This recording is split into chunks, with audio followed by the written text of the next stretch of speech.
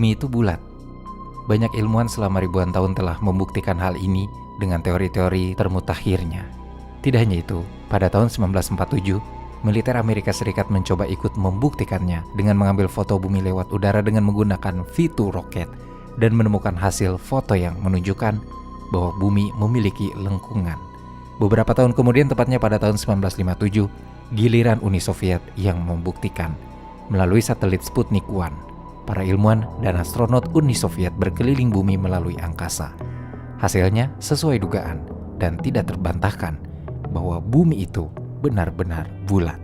Meski begitu, ada sebagian kecil orang yang bersikeras bahwa bumi itu datar. Pertanyaannya, apa yang membuat mereka tetap percaya bahwa bumi itu datar?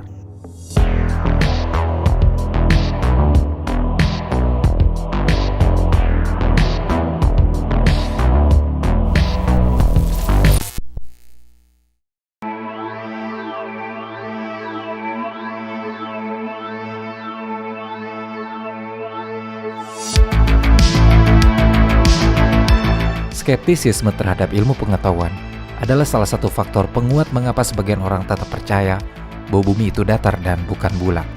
Sebagian dari orang-orang ini meragukan penemuan yang telah diterima secara umum. Atas keyakinan sempit yang telah mengakar kuat dalam pikirannya inilah yang menjadikan kaum bumi datar enggan untuk menerima fakta yang berbeda dari pandangan mereka. Sebab saat berada di permukaan bumi, mereka percaya dengan matanya bahwa bumi terasa datar, sehingga mereka yakin untuk mengabaikan semua bukti yang menyatakan sebaliknya. Sebagian orang juga mungkin mempercayai bumi itu datar karena dorongan ingin terlihat berbeda dengan kelompok sosial mereka. Dan ada faktor yang memang lebih senang dengan teori konspirasi yang percaya bahwa pemerintah atau organisasi lain telah memalsukan bukti tentang bumi dengan motif ingin menyembunyikan kebenaran dari masyarakat. Namun jangan lupa, penganut kaum bumi datar pun memiliki landasan teorinya sendiri untuk mendukung kepercayaannya. Melalui situs flatearth101.wordpress.com, para penganut bumi datar menampilkan 9 video mudah untuk menjelaskan dari A sampai Z tentang berbagai alasan logis untuk menunjang konsepsi mereka mengenai bumi datar. Mereka percaya bahwa bumi adalah sebuah piringan berbentuk cakram dengan kutub utara yang berada tepat di tengah dan dikelilingi oleh kutub selatan. Sebuah dinding es setinggi 150 kaki yang juga disebut Antartika. Kaum bumi datar percaya bahwa negara-negara yang menjaga Antartika termasuk NASA bekerja untuk mencegah untuk orang nekat memanjat, sebab mereka percaya jika ada yang berhasil memanjat, secara teori maka akan terjatuh dari piringan bumi. Meski hal ini dengan mudah dapat dibantah oleh hasil-hasil foto yang diambil dari luar angkasa, namun kaum bumi datar percaya bahwa foto-foto itu palsu. Bagi mereka semua video terbitan NASA, ESA, CNSA, Roskosmos, dan semua badan antariksa lainnya hanyalah sekedar grafik komputer atau CGI. Semua gambar yang dihasilkan oleh seluruh badan Antartika yang ada di dunia dianggap sekadar rekayasa Photoshop oleh mereka. Bahkan video-video yang dihasilkan oleh para awak International Space Station atau ISS yang menggambarkan ruang angkasa, mereka anggap itu diambil dalam pesawat terbang dalam penerbangan dengan lintasan parabolik atau yang sering dikenal dengan pesawat terbang gravitasi nol atau zero G. Sehingga para astronot di dalamnya terlihat mengambang. Sama halnya dengan yang dihasilkan oleh NASA. Saat NASA menghasilkan video yang merekam luar angkasa, mereka anggap NASA hanya merekam para astronotnya di bawah samudera atau di depan layar biru dengan para astronot yang terhubung dengan kabel-kabel ke komputer. Karena kaum bumi datar percaya bahwa langit adalah kubah kaca. Untuk itu tidak ada roket yang bisa mencapai angkasa. Bagi penganut bumi datar, roket suborbit seperti Falcon dan Shepard maupun roket orbit penuh seperti roket pemasok ISS, semuanya dianggap tidak meluncur secara vertikal, melainkan mengikuti lintasan yang dikenal sebagai tikungan gravitasi. Atas adanya lengkungan lintasan inilah, penganut bumi datar percaya bahwa tidak ada satupun roket yang dapat menembus hingga keluar angkasa.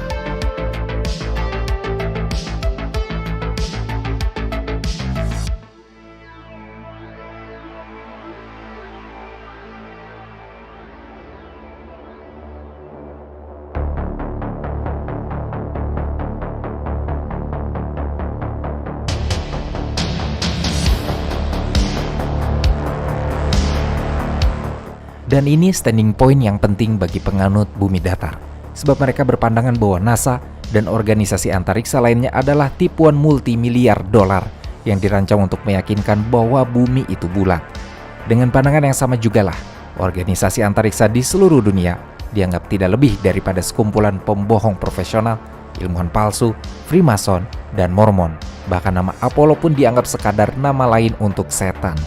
Lagi pula, penganut bumi datar percaya bahwa langit dan semua yang ada di dalamnya adalah kepalsuan belaka. Mereka percaya bahwa yang kita lihat di atas adalah kubah yang menyembunyikan angkasa yang sesungguhnya. Untuk itu, tidak ada yang mengetahui ada apa di atas sana, sebab kubah menghalangi itu semua. Dalam keyakinannya atas kubah ini, kaum bumi datar juga percaya bahwa di balik kubah itu ada bermacam-macam hal. Ada yang menduga samudera raksasa atau hanya kehampaan yang luas dalam alam semesta. Untuk matahari, kaum bumi datar percaya bahwa matahari dan atmosfer berada dalam kubah tersebut. Karena kaum bumi datar percaya matahari tidak sejauh jutaan kilometer. Bahkan mereka percaya bahwa matahari hanya berjarak 4.800 km dengan garis tengahnya yang hanya berjarak sekitar 51 km. Dalam keyakinannya ini, matahari dianggap seperti bola lampu raksasa yang mengitari dan menerangi permukaan datar seperti sebuah mercusuar.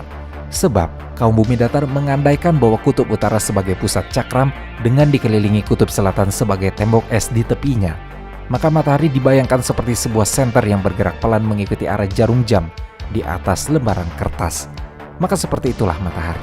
Lingkaran cahaya itu tidak menyentuh seluruh lempengan bumi sekaligus, sehingga itulah yang membedakan siang dan malam. Bahkan ada dari penganut kaum bumi datar yang berteori bahwa ada hologram yang sengaja diproyeksikan ke permukaan kubah sehingga menampilkan pemandangan angkasa yang kita lihat setiap malam, termasuk bulan. Hampir semua penganut bumi datar sepakat bahwa apapun yang di luar sana bukanlah angkasa luar yang kita kenal. Andaikan ada gerhana bulan, itu bukanlah gerhana bulan yang terjadi ketika matahari, bumi, dan bulan berada dalam garis yang sama, tapi benda bayangan atau shadow object lah yang membuat gerhana bulan. Shadow object ini dipercaya oleh para penganut bumi datar sebagai benda misterius yang selalu berada di langit. Secara periodik, shadow object itu melintas di depan bulan dan menyebabkan gerhana. Kadang-kadang benda itu disebutkan sebagai versi lain dari bulan yang biasanya tersamar karena silaunya cahaya matahari. Beberapa penganut bumi datar berteori dengan mengatakan bahwa benda itu sebagai kekelaman, tempat bulan keluar dan masuk. Sebab ingat, sebagian penganut bumi datar percaya bahwa bulan adalah hasil rekaan hologram. Maka dengan itu kaum bumi datar percaya bahwa kubah itulah yang dianggap sebagai pemegang kedudukan atmosfer, bukan gravitasi. Sebab kaum bumi datar tidak percaya dengan adanya gravitasi. Yang ada adalah akselerasi semesta atau universal acceleration. Dalam akselerasi semesta inilah, cakar mendatar bumi melakukan akselerasi ke atas secara konstan, seperti suatu roket besar. Para penganut bumi datar percaya bahwa akselerasi ini disebabkan oleh selimut energi gelap yang muncul di bawah bumi, dan dampaknya sama seperti gravitasi, sehingga orang yang melompat akan jatuh lagi.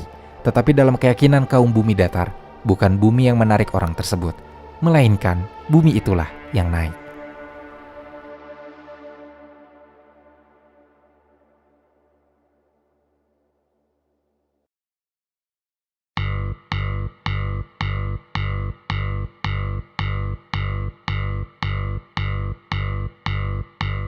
Sekarang pertanyaannya, sejak kapan para penganut bumi datar ini memiliki kepercayaan bahwa bumi ini benar-benar datar? Jika melihat dari keutuhan sejarah, ternyata pengetahuan bumi datar memiliki akar sejarah yang jauh lebih panjang jika dibandingkan dengan sejarah yang mengatakan bahwa bumi itu berbentuk bulat. Sejarah bumi datar berakar dari Mesopotamia kuno yang melalui bukti historis dan arkeologis menunjukkan bahwa orang-orang dari Mesopotamia kuno mempercayai model bumi yang berbentuk datar. Orang-orang Mesopotamia menggambarkan bentuk bumi seperti piringan di lautan dan langit melengkung di atasnya. Sementara itu, sebuah papan teks piramida di Mesir kuno tertanggal 1000 tahun sebelum Masehi menunjukkan konsep yang serupa, dengan menyebut bumi berbentuk piringan datar yang berada di atas sebuah langit yang silinder. Ada juga yang datang dari kosmologi yang dipercaya orang-orang Nordik. Kepercayaan kuno Nordik mengatakan bahwa bumi merupakan bidang datar yang dikelilingi samudra dengan pohon dunia dan pilar di bagian tengahnya. Teks suci dari India sama halnya dengan menggambarkan planet sebagai rangkaian piringan datar yang ditumpuk. Ada pula yang menggambarkannya sebagai roda horizontal yang dipasang pada poros vertikal. Memasuki awal peradaban Yunani kuno, meski ilmuwan sudah mulai bermunculan dengan menggunakan pikiran rasional Namun tetap saja orang-orang pada masa ini masih berkesimpulan bahwa bumi itu berbentuk datar. Thales misalkan, tokoh rasional yang lebih dulu ada sebelum Socrates ini, masih berpendapat bahwa bumi berbentuk datar dan mengambang di air. Melalui pemikiran rasionalnya, Thales menganalogikan bumi ibarat kayu yang mengambang di tengah lautan. Tidak hanya Thales, pemikir-pemikir Yunani awal setelahnya pun masih memiliki pikiran yang sama dengan Thales. Meski sudah melalui pengamatan, Anaximander meyakini bahwa bumi berbentuk silinder pendek dengan permukaan datar dan mengambang di udara. Sedangkan Anaximenes percaya bahwa benda-benda langit berbentuk datar, dan untuk itu jugalah Anaximenes berpikir bahwa bumi pun berbentuk datar. Beberapa abad berselang, saat ilmu pengetahuan mulai berkembang, barulah para ilmuwan berkesimpulan hal yang berbeda. Ini dimulai saat Aristoteles pada tahun 340 sebelum Masehi mulai bereksperimen dan berkesimpulan dalam bukunya yang berjudul On the Heavens bahwa bumi itu bukanlah berbentuk datar, melainkan bulat. Aristoteles pun banyak terinspirasi dari Pythagoras dan Plato di Akademia dalam mendetailkan gagasannya. Gagasan Aristoteles pun disepakati oleh filsuf-filsuf setelahnya, seperti Eratosthenes, Euclid, Aristarchus, dan Archimedes.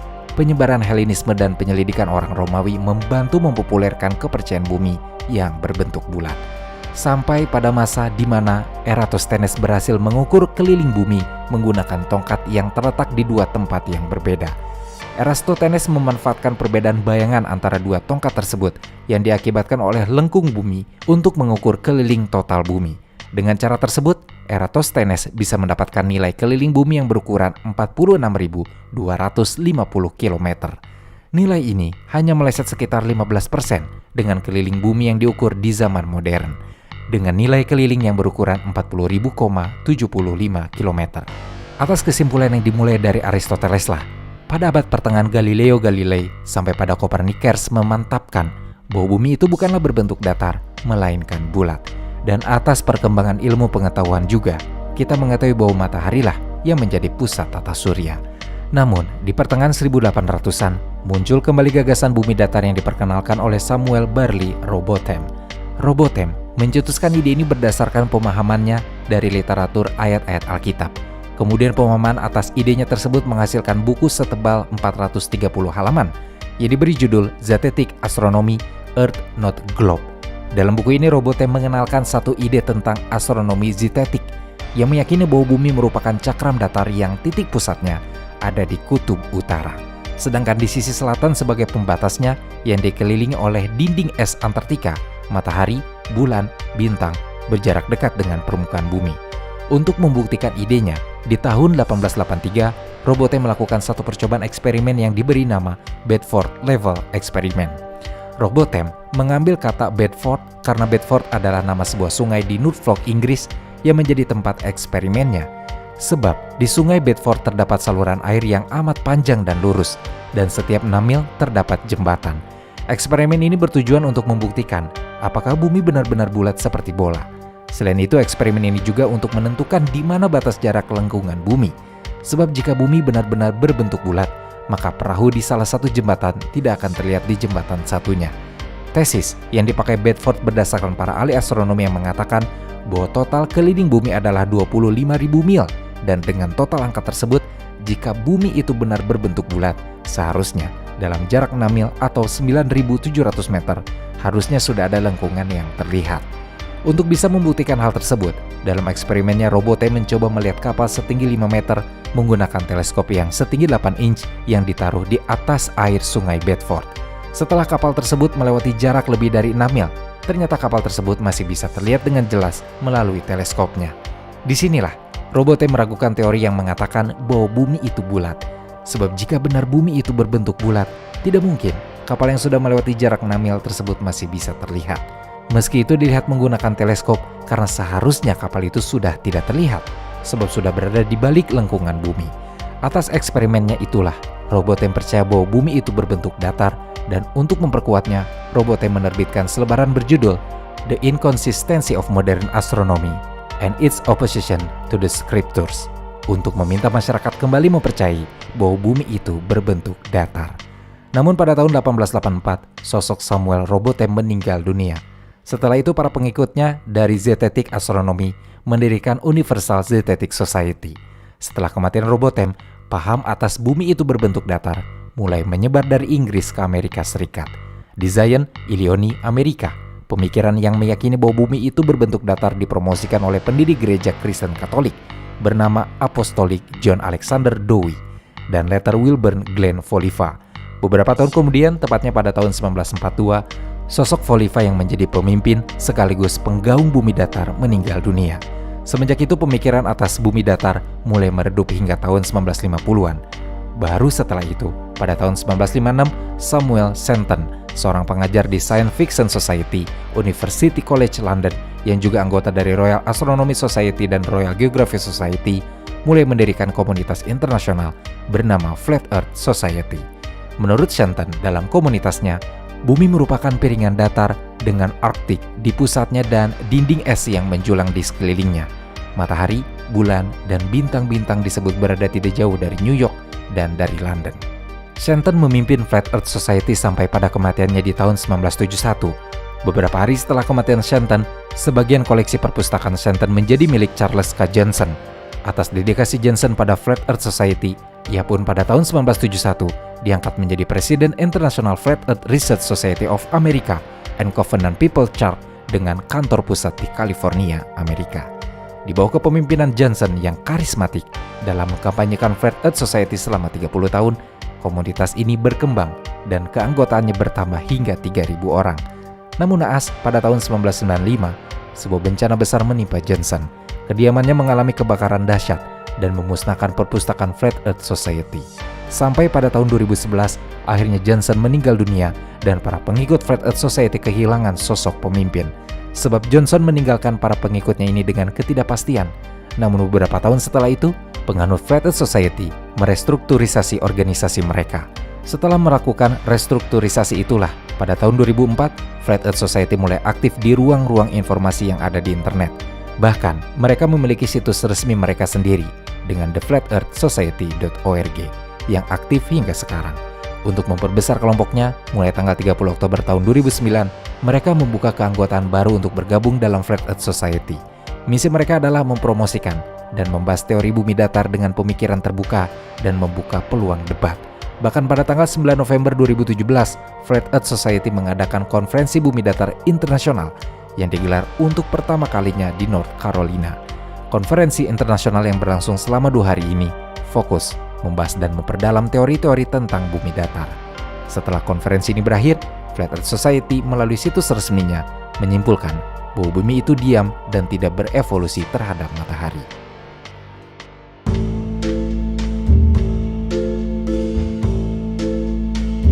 Yang menarik dari kaum bumi datar, mereka sangat semangat dalam menyebarkan keyakinannya guna menentang kenyataan bumi yang berbentuk bulat. Kaum bumi datar pun membanjiri informasi tentang datarnya bumi melalui berbagai bidang informasi. Tidak heran beberapa tahun ke belakang, sosial media selalu ramai memperdebatkan tentang bumi datar versus bumi bulat. Bahkan pernah pada tahun 2022 saat gelaran Piala Dunia di Qatar, kaum bumi datar dalam laman Facebook Flat Earth Believers meminta asosiasi FIFA untuk mengubah bentuk trofi Piala Dunia. Permintaan ini merujuk pada pengubahan desain pola dunia di trofi Piala Dunia yang berbentuk bulat untuk dirubah menjadi berbentuk datar. Atas semua usaha dari kaum bumi datar, kata Flat Earth dalam mesin pencarian Google sudah menghasilkan 13.500.000 hasil pencarian dengan durasi pencarian 0,68 detik. Sekarang mari kita berandai-andai. Jika bumi benar-benar berbentuk datar, apa yang akan terjadi pada kehidupan kita sekarang? Melalui eksplorasi life science, seorang ilmuwan planet dari Caltech University yang bernama David Stevenson pada tanggal 30 Juli di tahun 2021 menyatakan, jika sebuah benda kosmik dibentuk menjadi cakram, maka benda tersebut harus berputar amat sangat cepat.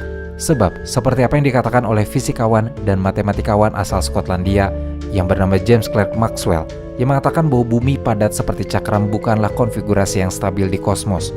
Untuk membuat bumi menjadi pipih, seperti dalam bayangan kaum bumi datar, dibutuhkan keajaiban dan sihir.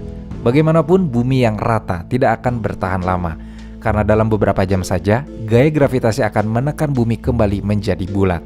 Gravitasi secara merata akan menarik semua benda dari berbagai sisi dan kemudian membentuknya bulat seperti bola. Jika bumi benar menyerupai cakram, maka planet ini tidak mungkin bisa menyesuaikan dengan kondisi gravitasi aktual. Artinya bentuk cakram akan menghilangkan gravitasi, dan jika gravitasi hilang, maka segala sesuatu yang ada di bumi dengan cepat berhenti. Demikian pula dengan atmosfer, yang menyediakan penyokong kehidupan bagi makhluk hidup. Hal ini dikarenakan atmosfer yang mengelilingi bumi ditahan oleh gravitasi agar terus menempel di atas bumi. Andaikan bumi tidak memiliki gravitasi, ini akan mendatangkan malapetaka di seluruh dunia. Tanpa gravitasi, bumi datar tidak akan mampu lagi menahan lapisan gas yang disebut atmosfer, sebab gaya gravitasilah yang menahan selubung ini di sekitar bumi. Tanpa selimut pelindung ini, langit bumi akan berubah menjadi hitam karena cahaya yang dipancarkan dari matahari tidak akan lagi menyebar saat memasuki atmosfer bumi dan mewarnai langit dengan hanya warna biru yang biasa kita lihat. Selain itu, hilangnya tekanan atmosfer akan mengekspos tanaman dan hewan ke ruang hampa udara, yang menyebabkan sesak napas dalam hitungan detik. Louis Villazon, seorang ahli zoologi dan pendidik, pernah menulis di BBC Science Focus dan menjelaskan bahwa jika kita hidup tanpa atmosfer yang mengelilingi bumi, air pada awalnya akan mendidih di ruang hampa udara. Ini karena air akan mendidih ketika tekanan uapnya sama dengan atmosfer. Jadi, tekanan atmosfer yang lebih rendah berarti titik didih yang lebih rendah. Tanpa atmosfer untuk membantu menghangatkan bumi, suhu permukaan juga akan turun drastis yang menyebabkan air yang tersisa membeku dengan cepat.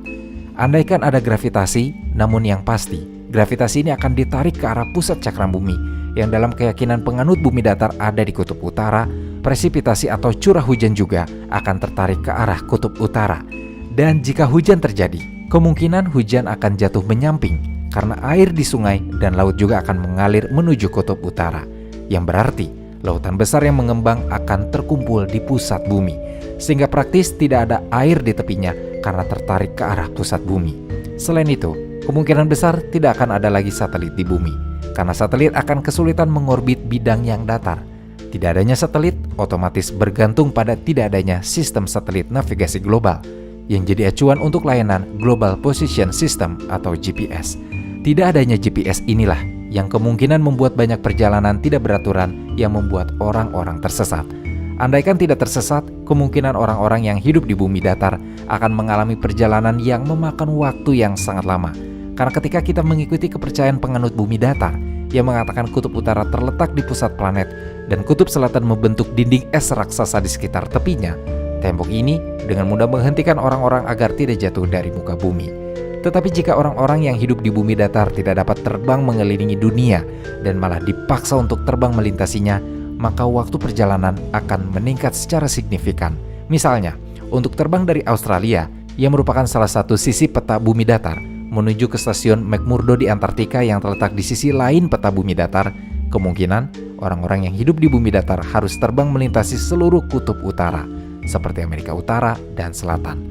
Hal ini tentu akan memakan waktu yang sangat lama. Dalam bumi yang berbentuk datar pun, tentu tidak akan ada lagi inti padat yang menghasilkan medan magnet. Otomatis, lapisan pelindung magnetosfer pun tidak mungkin ada dan begitu juga aurora, yang juga disebut cahaya utara. Langit ini menunjukkan bentuk ketika partikel bermuatan dari matahari menabrak molekul oksigen dan nitrogen di magnetosfer, di mana mereka melepaskan energi dalam bentuk pertunjukan cahaya aurora yang luar biasa. Meski begitu, tidak adanya aurora akan membuat kekhawatiran, karena bumi tidak lagi terlindung dari angin matahari. Bumi dan segala sesuatu di permukaannya akan dibombardir dengan radiasi matahari yang berbahaya. Jangka panjangnya, semua makhluk hidup di bumi pasti akan mati terpanggang.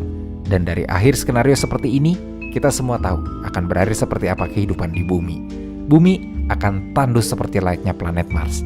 Di kedalaman laut mungkin masih akan ada kehidupan antara mikroorganisme dan bakteri purba. Namun, yang pasti tidak akan ada air dan oksigen yang tersisa di bumi.